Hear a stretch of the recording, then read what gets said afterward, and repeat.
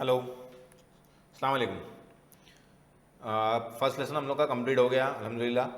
आप लोग ने इंशाल्लाह उम्मीद है कि कंप्लीट कर लिए होंगे।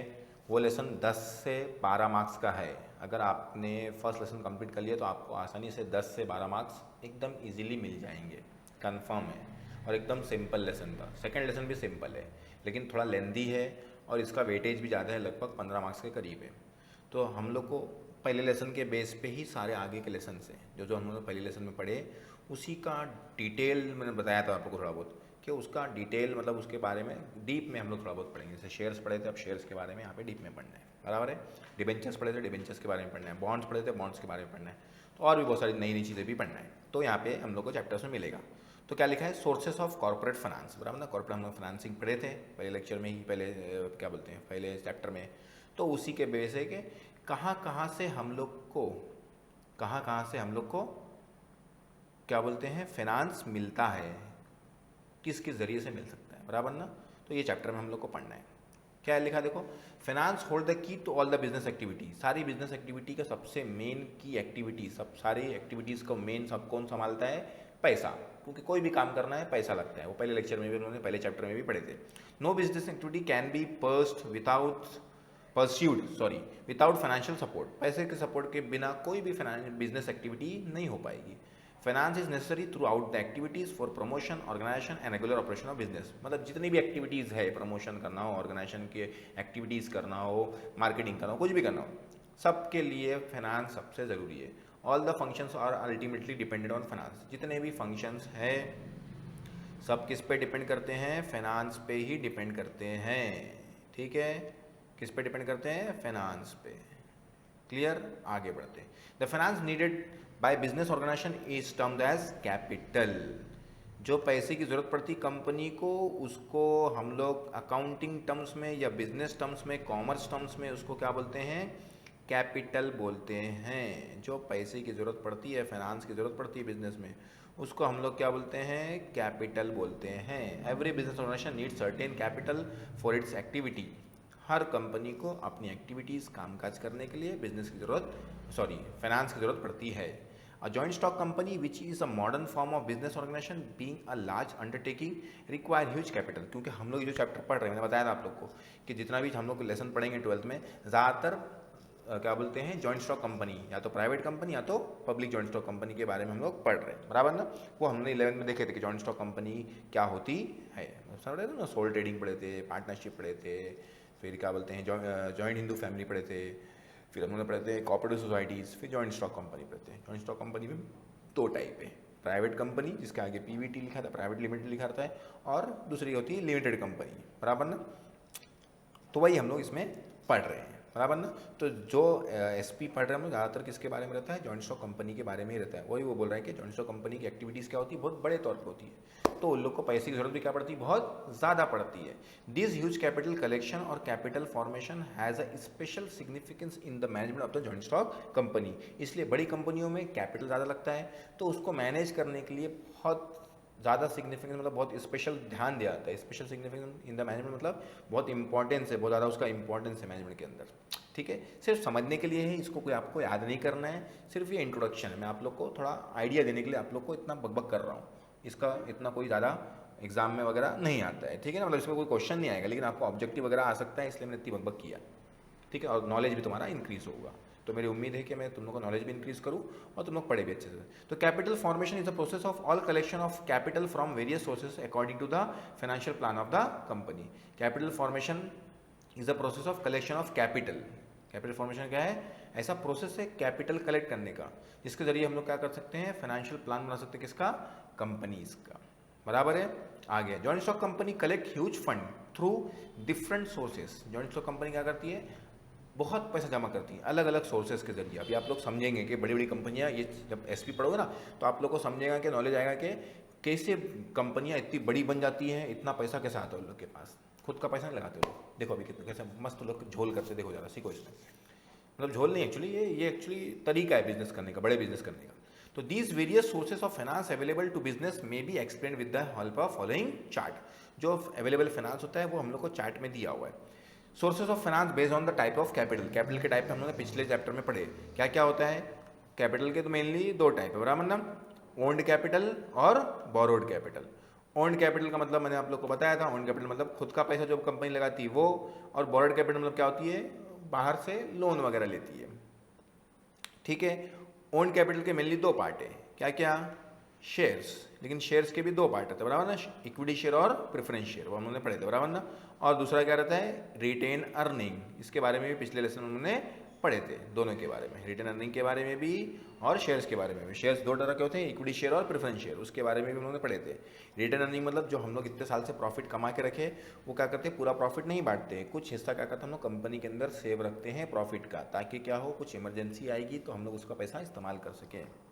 ठीक है, अब देखो शेयर्स के दो टाइप बताया उसने, इक्विटी शेयर और प्रेफरेंस शेयर। तो जितना भी ये हम लोग ने कॉलम बनाया, मतलब ये shares, retain earning, equity share, preference share, इसी के ऊपर हम लोग को ये चैप्टर के अंदर चीज़ें पढ़ना है, डिटेल में पढ़ना है। पिछले लेसन में सिर्फ थोड़ा थोड़ा नाम तक आली और थोड़ा बहुत बताया था शेयर्स क्या होता है, इसमें पूरा डिटेल में पढ़ना है। नेक्स्ट है बोरोड कैपिटल। बोरोड कैपिटल में क्या कहता है, डिवेंचर्स आता है, पब्लिक डिपॉजिट मतलब क्या होता है, जैसे हम लोग फिक्स डिपॉजिट बैंक में करते हैं ना, वैसे कंपनियों में भी क्या करते हैं हम लोग, हमारा पैसा डिपॉजिट कर सकते हैं। कंपनी के बॉन्ड्स रहता है, ADR, अमेरिकन डिपॉजिटरी रिसिप्ट्स, ठीक है ना, ये है GDR, ग्लोबल डिपॉजिटरी रिसिप्ट्स, ये सब के बारे में हम लोग आगे चैप्टर में पढ़ेंगे, अब डिटेल नहीं बता रहा हूँ आप लोग को। बैंक से लोन ले सकते हैं हम लोग। फाइनेंशियल इंस्टीट्यूशंस मतलब क्या है, बैंक के अलावा भी बहुत सारी ऐसी कंपनियां हैं जो क्या करती है, लोन देती है, मतलब फाइनेंशियल इंस्टीट्यूशन बोलते हैं इसको हम लोग, जैसे RBI कोई बैंक नहीं है, उससे हम लोग लोन लेंगे तो नॉर्मल लोग को नहीं मिलेगा, बड़े बड़े बिजनेसमैन को मिलता है, ठीक है ना। या हम लोग क्या कर सकते हैं, क्या बोलते हैं, वर्ल्ड बैंक से लोन मिलता है, बराबर ना, या कोई दूसरी बड़ी बैंक से लोन मिलता है, वो सब फाइनेंशियल इंस्टीट्यूशन है, वो सिर्फ तुम्हारा क्या बोलते हैं, तुम जाके पैसा डिपॉजिट करेंगे, पैसा विड्रॉ करेंगे, वो सब काम करते नहीं है, ठीक है ना। ट्रेड क्रेडिट मतलब बिजनेस को उधारी भी मिलती है, बड़े बड़े बिजनेस लोग को मिलता है, उधारी मिलती है, ट्रेड क्रेडिट, ठीक है, वो सब हम लोग को पढ़ना है। The above sources of finance में भी एक्सटर्नल और इंटरनल, जो सोर्सेज क्या हो सकते हैं, एक्सटर्नल भी हो सकते हैं और इंटरनल भी हो सकते हैं। एक्सटर्नल मतलब जो पैसा हम लोग ने बाहर से लेके आए उसको एक्सटर्नल बोलेंगे, जो कंपनी के अंदर से लेके आए, ऑर्गेनाइजेशन के अंदर से लेके आए, उसको क्या बोलेंगे हम लोग, इंटरनल सोर्सेस। इसलिए पढ़ा रहा हूँ कि ये सब तुम लोग को ऑब्जेक्टिव में आ सकता है, छोटे छोटे शॉर्ट नोट या डिफाइन वगैरह में आ सकता है, ठीक है। अभी तक आंसर स्टार्ट नहीं हुआ है। नेक्स्ट है सोर्सेस ऑफ ओन्ड कैपिटल, इसमें से 10 मार्क्स का क्वेश्चन बहुत बार आया है ये चैप्टर में से, क्या बोल रहा हूँ मैं, 10 मार्क्स का क्वेश्चन बहुत बार आया है इसमें से, ठीक है ना। चलो आगे बढ़ते हैं। Sources of owned capital, owned और बोरोड, बराबर ना, मैंने आप लोग को बताया था, ओन कैपिटल और ओड कैपिटल भी बोलते हैं। ओड मतलब OWED और ओन कैपिटल, लेकिन ओड लिखने से अच्छा क्या लिखते हैं उसको लोग, बोरोड लिखते हैं, ताकि बच्चे लोग क्या हो, कंफ्यूज नहीं हो। ओन कैपिटल और बोरोड कैपिटल, ओन मतलब खुद का, बोरोड मतलब किसी और से हमने उधार लिया, ठीक है ना। अब ओन कैपिटल के भी हम देखे क्या है, कितने पार्ट देखे, 3 पार्ट देखे, यहाँ पे लिखा हुआ है, इक्विटी शेयर, प्रेफरेंस शेयर और रिटेन अर्निंग, बराबर ना। तो वही हम लोग को पहले पढ़ना है। The capital raise by the company with the help of owners, owners मतलब कंपनी के shareholders, is called as own capital और ओनरशिप कैपिटल। जो पैसा कंपनी के शेयर होल्डर्स लोग लाते हैं, रेस करते हैं, जमा करते हैं, उसी को हम लोग क्या बोलते हैं, ओन कैपिटल। मतलब किसी के समझो एग्जाम्पल, मैंने रिलायंस का शेयर खरीदा तो मैं कंपनी का क्या बन गया, शेयर होल्डर बन गया, और कंपनी को पैसा किससे मिल गया, कंपनी के ओनर से, ठीक है ना। मतलब मैं कंपनी का ओनर हूँ, ओनर मतलब बहुत बड़ा ओनर नहीं, लेकिन एक छोटा सा पार्ट दिया हूँ तो मैं भी छोटा सा ओनर हूँ कंपनी का, ठीक है। आगे बढ़ते हैं। The share holder purchases shares of the company and supply necessary capital, share holder क्या करता है, कंपनी के शेयर खरीदता है और अपनी कंपनी को क्या प्रोवाइड करता है, कैपिटल प्रोवाइड करता है। जैसे एग्जाम्पल, रिलायंस के 1 करोड़ शेयर होल्डर है, तो सब लोग अगर 100 रुपये भी देंगे तो 100 करोड़ रुपये जमा हो जाएंगे, बराबर ना। तो सब लोग अलग अलग, कोई 1000 रुपये देता है, कोई 2000 देता है, कोई 10,000 देता है, कोई 1 लाख देता है, जैसे जिसकी कैपेसिटी हो, बराबर ना। तो बहुत पैसे जमा कर सकती है company. If it is the one form of owned capital, share के जरिए भी मतलब पैसे जमा करने का क्या है, एक फॉर्म, एक जरिया है, एक तरीका है, ठीक है। Another form owned capital is to retain earning, दूसरा क्या है, रिटेन अर्निंग। रिटेन अर्निंग मतलब क्या करता है, कंपनी जो पैसा कमाती है उसको सब बांट नहीं देगी अपने शेयर होल्डर्स को, उसको क्या करती है, उसमें से कुछ हिस्सा क्या करती है, अपने पास संभाल के रखती है, ताकि फ्यूचर में कुछ काम करना हो, एक्सपांशन करना हो, कंपनी में पैसा इन्वेस्ट करना हो, जो भी है मतलब कंपनी के अंदर, उसके लिए पैसा रहना चाहिए ना। सब बांट देगी प्रॉफिट तो कुछ बचेगा नहीं। जैसे हम लोग क्या करते हैं, जैसे अब 3 पार्टनर है, 3 पार्टनर काम करेंगे, कुछ भी बिजनेस चालू करें, प्रॉफिट वो सब बांट लिए, तो जो अक्लमंद रहता है वो क्या करेगा, सब प्रॉफिट नहीं बांटेगा, कंपनी के अंदर तुम्हारे तीनों के हिस्से में से कुछ ना कुछ निकाल के रखेगा, और क्या करेगा, जब कुछ बड़ा काम करना रहेगा तो वो पैसे काम आएगा, तो एक साथ सबको भारी नहीं पड़ेगा।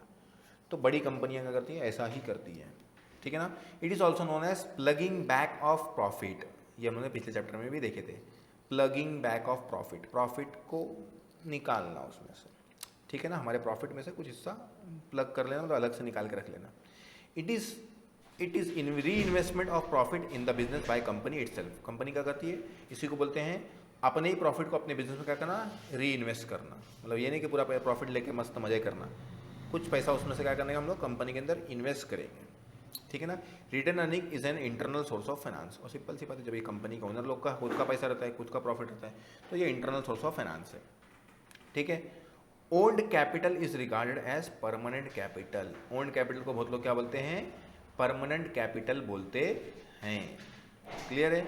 As it is return only at the time of winding of the company, winding up of the company. Owned capital को क्यों परमानेंट कैपिटल बोलते हैं, क्योंकि ये कैपिटल कभी खत्म होता नहीं है। क्यों, ये कब खत्म होगा, जब कंपनी क्या होगी, वाइंड अप हो जाएगी, वाइंडिंग अप मतलब कंपनी जब क्या होगी, बंद होगी, तब अब शेयर होल्डर्स को पैसे देना पड़ेंगे। हाँ, कोई शेयर होल्डर अपना आपस में खरीद के बेच सकता है, एक दूसरे को खरीदते बेचते, लेकिन कंपनी के पास से पैसा नहीं आता, कंपनी के पास तो पैसा है। जैसे एग्जाम्पल, मैंने रिलायंस का शेयर खरीदा हूँ, मेरे से तुमने खरीद लिए, तो मैंने तुमने मेरे को पैसे दिए नहीं ना खरीदने के लिए, रिलायंस के पास तो मेरा पैसा पहले से जमा है, तो वो अलग चीज़ है, ठीक है ना। तो ऐसी है। तो आगे बढ़ते हैं हम लोग।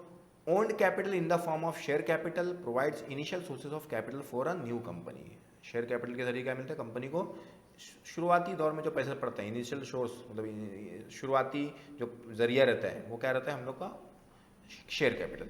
It can be raise any time later to satisfy additional capital needs of a company, और ये क्या होता है, हम लोग कभी भी रेज कर सकते हैं, मतलब शेयर के जरिए कभी भी पैसा ले सकते हैं, खाली बोलना पड़ेगा कि हम लोग शेयर इशू कर रहे हैं। However retain earning cannot be initially source of capital, लेकिन रिटेन अर्निंग को हम लोग इनिशियल सोर्स ऑफ कैपिटल नहीं बोल सकते। क्यों, क्योंकि कंपनी जब चलती है, प्रॉफिट कमाती है, तब जाके हम लोग को रिटेन अर्निंग होगा ना, मतलब हम लोग अर्निंग में से, हमारे प्रॉफिट में से पैसा बचा के रखेंगे। जब कंपनी चली ही नहीं है तो रिटेन अर्निंग के जरिए पैसा हम लोग कैपिटल नहीं ला सकते ना, बराबर ना। मतलब रिटेन अर्निंग क्या है, हम लोग का इनिशियल सोर्स नहीं है। इनिशियल सोर्स मतलब स्टार्टिंग में जब पैसा चलेगा कंपनी में, तो पैसा कहाँ से आएगा, शेयर कैपिटल से आएगा, रिटेन अर्निंग से नहीं आएगा, क्योंकि रिटेन अर्निंग कंपनी चलने के बाद प्रॉफिट बचता है तो आता है, ठीक है। आगे लिखा है, but it source of capital, but it can be important source of capital when company runs it's business profitably during its existence. वही उसने बोला कि जब कंपनी कुछ सालों तक चल रही है और प्रॉफिट कमा रही है, तब उसका क्या होगा, उन लोग रिटेन अर्निंग आएगा। Promoter decide the share of capital required by the company.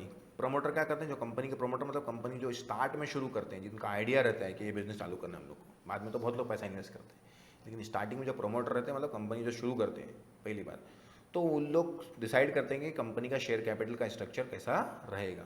Amount of share capital is known as authorise share capital, और उन लोग जितना तुम लोग को कंपनी, कितना शेयर कैपिटल तुम्हारी कंपनी के पास अलाउड किया है गवर्नमेंट ने, कितना शेयर तुम लोग इशू कर सकते हैं, उसको बोलते हैं ऑथोराइज कैपिटल। क्या बोलते हैं, ऑथोराइज कैपिटल, दिमाग में बिठा लेना। It is stated in the capital clause of memorandum of association, ये हमने पिछले साल पढ़े थे, MOA और AOA। मेमोरेंडम ऑफ एसोसिएशन मतलब MOA और AOA मतलब आर्टिकल ऑफ एसोसिएशन, ये हमने पिछले साल पढ़े थे, बराबर ना, डॉक्यूमेंट वगैरह में, of company. Let us learn in detail various sources of capital. तो ये जो हम लोगों ने पढ़े, ये पैराग्राफ, ये सिर्फ आपको ऑब्जेक्टिव में आएगा, इसके ऊपर कोई आंसर जल्दी आता नहीं है, बहुत रेयर केस में आता है, कभी कभार आ सकता है। Sources of owned fund directly question पूछ सकता है इसके ऊपर, लेकिन मोस्टली जल्दी पूछता नहीं है, क्लियर है। आगे आते हैं, क्वेश्चन ऐसा आएगा, explain shares and its features, या what are the features of shares, या एक्सप्लेन शेयर्स, तो ऐसा क्वेश्चन आता है, ठीक है ना। The term share is defined by section 284 of the company act 2013। ये सेक्शन और ईयर लिखोगे तो तुम्हारे आंसर का वेटेज बढ़ेगा, तुमको ज़्यादा मार्क्स मिल सकता है। अभी तक एक भी आंसर मैंने नहीं पढ़ाया, सिर्फ इंट्रोडक्शन चल रहा है अभी तक। हाँ, अभी आंसर आएगा। पहला, share means a share in the share capital of the company include stock, ठीक है ना। शेयर का मतलब क्या होता है, क्या हमारे कंपनी के शेयर कैपिटल में हमारा शेयर, शेयर मतलब हिस्सा, कंपनी का जो शेयर कैपिटल है उसके अंदर हमारा हिस्सा, छोटा सा हिस्सा रहता है वो, ठीक है ना। जैसे कंपनी में 1 लाख शेयर है, मैंने कंपनी के 100 शेयर खरीदा हूँ, तो मेरा हिस्सा कितना है कंपनी के अंदर, 100, ठीक है ना, 100 शेयर्स का, तो उसी को बोलते हैं हम लोग shares. Shares is a unit by which share capital is divided. बराबर है। शेयर क्या होती है? यूनिट होती है जिसके जरिए क्या होता है? शेयर्स डिवाइड होता है। शेयर डिवाइड होता है मतलब क्या होता है? जैसे एग्जांपल, हम लोग अगर चावल खरीदेंगे तो चावल को अगर हम लोग बांटेंगे तो क्या बांटते हैं? 1-1 ग्राम में बांट सकते हैं, बराबर ना? तो वो उसकी यूनिट है। तो शेयर्स को बांटने की यूनिट क्या है? शेयर कैपिटल को बांटने की यूनिट क्या है? Shares, 1-1 shares. ठीक है। The total capital of the company is divided by into small part and each part is called as share. Total capital को क्या करते हैं लोग? छोटे छोटे पार्ट में डिवाइड करते हैं और एक छोटे पार्ट को क्या बोलते हैं लोग? ईच पार्ट को क्या बोलते हैं? शेयर बोलते हैं। The value of each part unit is known as face value. Algebra में थोड़ा बहुत करे थे उन्होंने ये 10th में, बराबर ना? फेस वैल्यू मतलब उस शेयर्स की कीमत क्या है, मेन कीमत क्या है, वैल्यू क्या है, उसको हम लोग क्या बोलते हैं? Face value. Shares is a small unit of capital of a company. Shares क्या होता है? हमारी कंपनी के कैपिटल का छोटा सा हिस्सा होता है। It facilitate public to subscribe to the capital in smaller amount. इससे क्या होता है? इससे फैसिलिटेट क्या होता है? मतलब इससे फ़ायदा क्या होता है कि जो पब्लिक है, लोग हैं, वो क्या कर सकते हैं? छोटे छोटे अमाउंट में, मतलब मेरे को ज़्यादा पैसा नहीं है, 1000 रुपये इन्वेस्ट करना है तो 1000 रुपये भी इन्वेस्ट कर सकता हूँ। लेकिन कोई बड़ा बिजनेस चालू करना है तो 1000 रुपये में चालू होगा क्या? नहीं होगा। लेकिन किसी कंपनी का शेयर खरीद के मैं 1000 रुपये इन्वेस्ट कर सकता हूँ। ठीक है ना? तो छोटा आदमी भी पैसा क्या कर सकता है? बड़ी कंपनी में इन्वेस्ट कर सकता है। इसलिए बड़ी कंपनियों को फ़ायदा होता है क्योंकि वो लोग किससे भी पैसा ले सकते हैं। ठीक है। A person can purchase any number of shares as he wish. कोई भी इंसान क्या कर सकता है? जितने भी शेयर खरीदना है खरीद सकता है किसी कंपनी के। A person who purchases share of the company is known as share holder और मेंबर ऑफ दैट कंपनी। जो कंपनी जो इंसान किसी कंपनी का शेयर खरीदता है वो कंपनी का क्या बन जाता है? शेयर होल्डर बन जाता है। जैसे मैंने अगर समझो टाटा का शेयर खरीदा तो मैं क्या बन जाऊँगा? टाटा का शेयर होल्डर्स या मेंबर ऑफ द कंपनी बोल सकता हूँ मैं। ठीक है। ये पहला आंसर हम लोग का शेयर्स। अब शेयर्स के अंदर क्या लिखा हुआ है? Features of shares. ये समझो पहला आंसर हम लोग पढ़ रहे हैं, फर्स्ट आंसर। अभी तक सिर्फ इंट्रोडक्शन था, सुनना लेकिन ध्यान से, ऑब्जेक्टिव में काम आएगा। Features of shares meaning shares is the small unit of total share capital of the company. जो हम लोगने ऊपर पढ़े वही चीज़ वापस है कि शेयर क्या होता है? एक सबसे छोटा यूनिट होता है शेयर कैपिटल का। Ownership, the owner of a share is called as share holder. जो शेयर के पास शेयर रहेगा, जिस शेयर का जो ओनर रहेगा उसको क्या बोलते हैं हम लोग? Share holder. It shows the ownership of share holder of the company. उससे क्या मालूम पड़ता है? वो कंपनी का ओनर है। ठीक है ना? Distinctive number unless dematerialise each shares had distinct number for identification it is mentioned in the share certificate। डीमैटेरियलाइज मतलब जब तक उसको एक नंबरिंग नहीं दिया जाए, बराबर ना, तब तक क्या रहेगा? हर एक शेयर्स के क्या रहते हैं? एक डिस्टिंक्ट मतलब अलग अलग नंबर्स रहते हैं। मेटरलाइज अकाउंट बनता है, मतलब क्या होता है? शेयर्स का अकाउंट बनता है। जैसे तुम ऑनलाइन खरीदोगे ना तो शेयर्स का तुम लोग को डीमैट अकाउंट खोलना पड़ता है, तो उसको डीमैटेरियलाइज ही बोलते हैं। ठीक है ना? तो उसके लिए क्या रहता है? एक अलग अलग नंबर रहता है सबका आइडेंटिफिकेशन के लिए। और वो शेयर सर्टिफिकेट जब तुम लोग को मतलब किसी कंपनी का शेयर खरीदोगे तो तुमको सर्टिफिकेट देगा एक, तो मालूम कैसे पड़ेगा तुमने शेयर खरीदो, बराबर ना? तो उस पर मेंशन रहता है कि तुम्हारा शेयर नंबर क्या क्या है। Evidence of title, a share certificate is issued by the company under its common seal.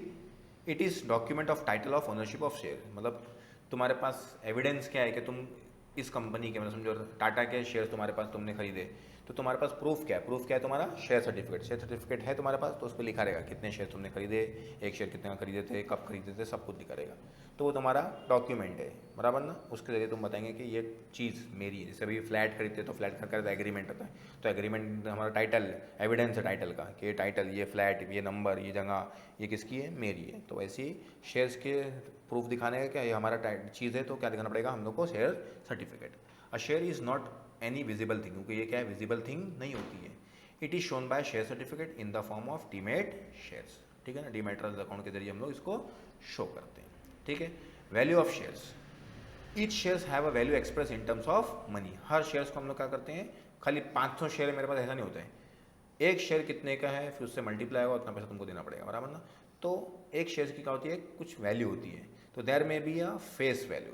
Face value मतलब उसकी actual value. This value is written on the share certificate and mention in the MOA, memorandum of association. Company के MOA में, memorandum of association में, और share certificate में mention रहता है कि कंपनी के शेयर्स की फेस वैल्यू क्या रहने वाली है।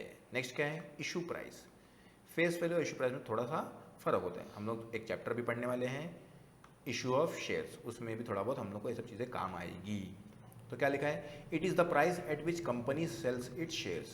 इशू प्राइस मतलब क्या है, समझो कंपनी की फेस वैल्यू थी शेयर की 10 रुपये, लेकिन कंपनी बोलती है मुझे शेयर 15 रुपये में बेचना है, तो हो सकता है ना।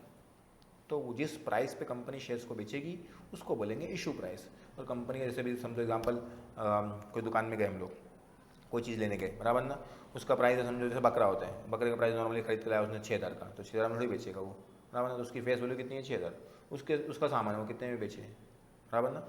तो उसी को हम लोग क्या बोलते हैं, इशू प्राइस, ठीक है ना, जिस प्राइस में कंपनी चाहती है हमारा शेयर, अपना शेयर बेचना। मार्केट वैल्यू, मार्केट वैल्यू क्या होती है, बहुत ज़्यादा होती है। This the value of shares is determined by the demand and supply force in the share market.